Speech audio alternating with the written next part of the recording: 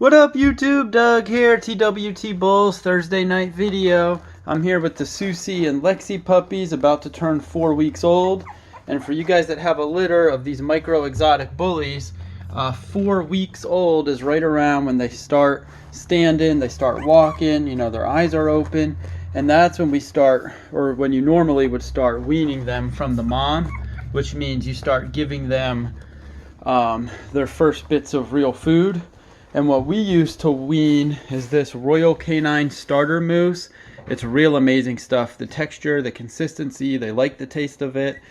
It's amazing to make that their first food. And we'll mix some of the goat's milk in with it to make it a little more watery so they can lick it up easier. But that's what we start feeding them, the Royal Canine starter mousse with the goat's milk mixed together on these young puppies. That's what we've been using for a while now, and it works really good on weaning these puppies. But here's Susio times Lexi at 4 weeks old.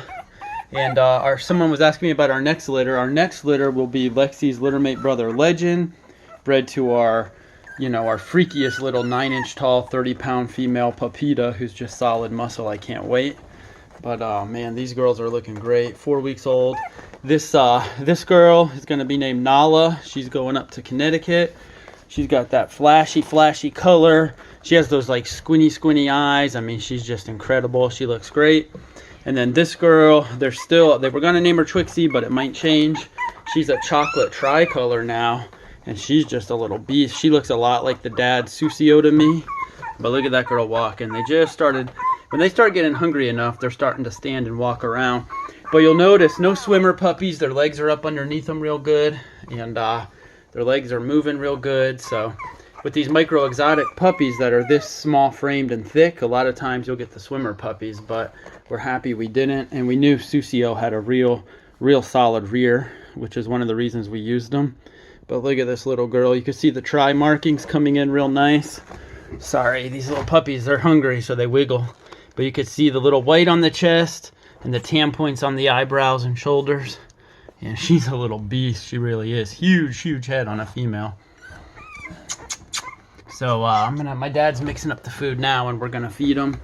And I'll show you guys eating them. And then I'm gonna attach to this my cousin Mike, who's in Asheville. I grew up with him. He's my cousin and one of my best friends. He has our chocolate Frenchie Monty with him, and he's a chiropractor. He's really big into health and fitness and nutrition. And I'm going to attach some video I filmed of him, because a lot of people always ask me, what do you feed your puppies? What do you feed your dogs? What do you feed your dogs? And you know, the size, the structure, most everything is really genetic, but to get the most out of your genetics, food and feeding is real important. And I just feed a dry food, but he's going to show you guys how to prepare the dry food and talk about the, you know, the way these dry foods can be fed to maximize your results. So I'll attach this on after you guys see these puppies eat. And this little girl's pooping on camera here. Little Nala's letting loose. So yeah, and if your puppies start to get constipated, you can mix a little of this in with their food, and that really helps with the constipation. You know, the first 2-3 weeks, they only go when you lick them or rub, when the mom licks them or when you rub on them to stimulate them. But around 4 weeks old, 3.5, 4 weeks, they should start peeing and pooping on their own. And if you have, even younger, if you have a pup that's just really whining and you think it's constipated, if you mix that in with the food, it really helps them go and keeps them regular. So that's kind of the weaning mix we start with there. And they're on a routine where they're eating about every 4 hours. So we're letting them eat every 4 hours. They're not nursing anymore. They're not tube feeding anymore. They're fully on that food that they eat every 4 hours. But you can see we're real happy with these pups. These are just micro exotic, bone girth, compact, big head, color. You know, in my eyes, they really have it all. They really have it all. And look at these two girls, always cuddling each other. But we just got a new, we were using a plate because they were so tiny they just couldn't eat out of any bowls. But we have a new bowl here. We're gonna try to feed them out and see how it works. So we have a new bowl, and we'll see if they are able to eat out of the new bowl. They turned 4 weeks old in 2 days. Look at the head on that girl. Whew. Both of them have the flashy blue eyes. when they're 6 weeks, I'll have their first shots, and I'll have them outside in the yard running around. And in the light, you'll really be able to see their eyes. They're flashy little pups. All right, guys, the food is almost here. And one thing I forgot to tell you about earlier is on this whelping box, we ended up adding in a layer of a mattress topper, about 1.5 inch mattress topper, to make it softer. It helps reduce them from getting the flat chest. So it's a lot softer in here, and it helped because they were starting to get a little flat, and we did that, and it made a huge difference. So there's another little trick. You're always learning tricks as you go. But here comes their new bowl and their food. Let's see how they do. That's the starter mousse, Royal Canine starter mousse mixed with the goat's milk. And we ordered the starter mousse online. It's hard to find. It's hard to find at stores. They'll have the puppy, but they don't have the mousse. Yeah, here they go. She'll smell it. It's a little different.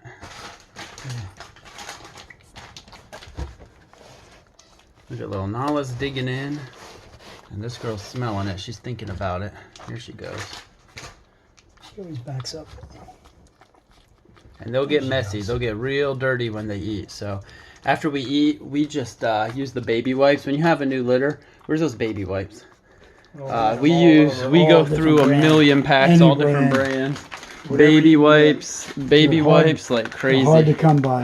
Amazon brand, sold out. We'll use any brand, but we after every feeding, we'll clean them with those baby wipes. If they get dirty playing with each other, we'll clean them with the baby wipes. So we live by those baby wipes. To stimulate them, to help them poop and pee, you use the baby wipes. So we use those baby wipes for absolutely everything. I already spilt all the milk in But so that's it. So now they're going to be 4 weeks old, and every 4 hours we'll keep this up. Every 4 hours, and you know, you guys can see they're doing real good. And look at her get into it.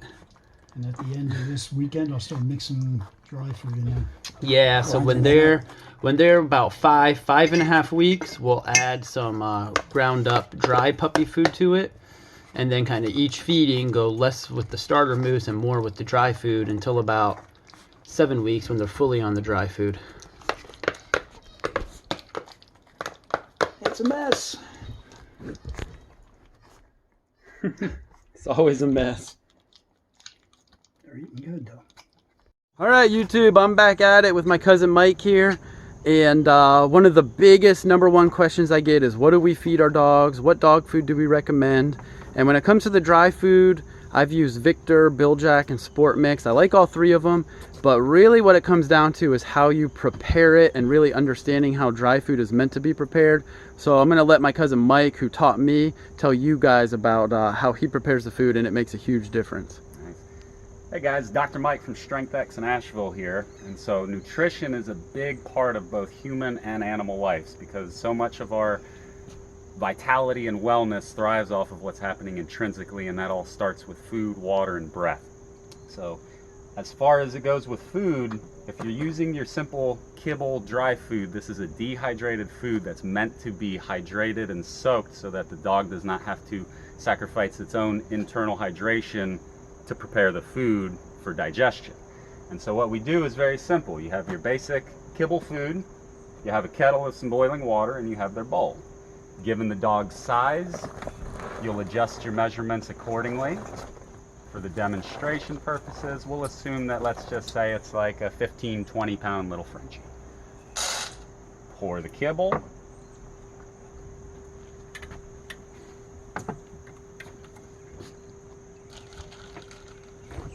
Pour the hot food, or the hot water.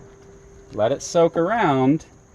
And then the idea is the hot water is going to hydrate and soften the food. And in this, the food becomes easier to chew and digest, but it also creates a gravy that really stimulates the dog's appetite and senses that food is in the nearby vicinity. And so as a result, best behavior usually gets the product quicker. So you can use the 10 minutes approximate time that you'll boil the food, cook it down, to work on things like keeping the dogs in place, letting them know that the food has to cook. And in this, you can start to teach language skills as well as hand signs that all correlate with the desired prompt.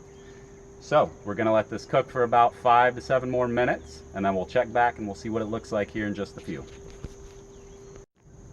All right, guys, Dr. Mike with StrengthX and TWT Bulls back, and we're going to check in with our kibble food and see how the hydration / cooking process has gone, so you can kind of get an idea of what to expect. So if you come and you take a peek, you'll see, okay, the food has gotten considerably lighter in its appearance as well as an expansion in its volume. But if you notice, the water now has taken on that darker color, which is essentially like a broth that helps create an aroma that, again, the dogs will smell, and it really drives the appetite. And so this is especially important because if you have dogs that are, you could say, picky eaters, or they just don't really get too excited about their food and you're feeding them dry kibble, this is probably the reason why. And so once you start hydrating it and really cooking it, it'll really bring out all the aromas, flavors, and textures that really drive the dog's hunger. So, a couple points to now keep in mind. You see that, okay, you pour the boiling water in, you let it cook for about 10 minutes until it begins to look soft and expansive and the fluid takes on that color. And something else you can do that's a nice little tip is leave the dish covered. You can cover it with a plate, you can cover it with a teacup cover that just helps keep the steam in, and it helps just promote that process versus being exposed to the ambient air, which can cool and remove that heat element. And now from here, this is just now graduating first grade. What do you want to do if you want to treat the dog better? You want to get a better grasp on its nutritional elements. And that's where we can start to look at foods like this Biljack, or even getting into whole food diets. But this is an easier option and it's a lot healthier. And the reason we know this is when we turn and we begin to see our ingredient list, you see chicken, dried bakery product, beef tripe, chicken byproduct meal, beef liver, chicken liver, and then we start getting into things like dried beet and more of the vegetable and supplemental elements.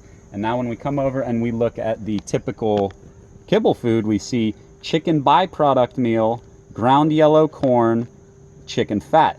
So the first ingredient here, and keeping in mind ingredients are listed from the macro or the most to the smallest amount. So the chief ingredient in your kibble food is chicken byproduct meal. Most of us are probably asking, what is that? Most of us don't know, and that's why animal food is a tricky gray area to navigate. This is a much more whole food meal, and as you take a look inside, you can begin to see that it's already has the moisture to it. You have to keep it cold. It has a shorter shelf life because of the lack of preservatives and processing that goes into the manufacturing. Next step up from here, getting into things that would be considered more of a ketogenic diet for animals, or things if you have senior dogs that are undergoing different diseases or afflictions that are caused intrinsically from the foods, going into things like raw ground beef mixed with a dehydrated vegetable blend and then adding a healthy fat like coconut oil or hemp oil really helps bring out the vitality in the dog's food, which then will help things like skin irritations, gas and bloatiness, energy and temperament, just general demeanor, because now the dog has a lot higher motivation, and in that motivation you will get a much better member of your family who's more inclined to participate with the whole unit. So this is Dr. Mike from TWT Bulls and StrengthX. Keep it real.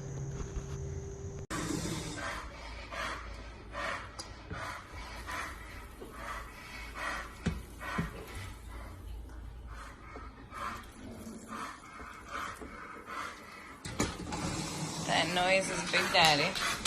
That's your breakfast? That's your breakfast, huh? Is that your breakfast cooking?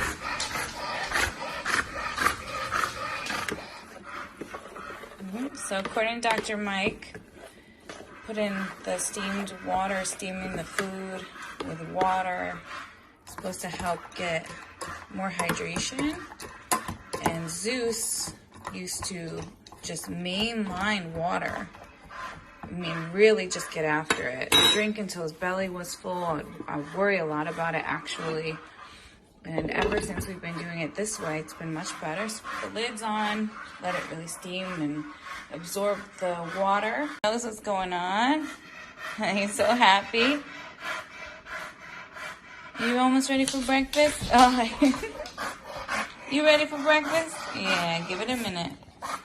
So he knows what he's about to get. He loves it, and we've seen a noticeable difference since I've been putting the water in his food. Daddy, he breathes when he's excited. breathe heavy when he's excited. Okay, we're ready. Who's ready for their breakfast? Who's ready for their breakfast? Is it Big Daddy? You ready to eat? Is this your breakfast? Is this your breakfast? Huh? It is. You ready to eat? Are you ready to eat? Are you ready to eat? Say thank you, Dr. Mike. Thank you, Dr. Mike. Come on, Big Daddy.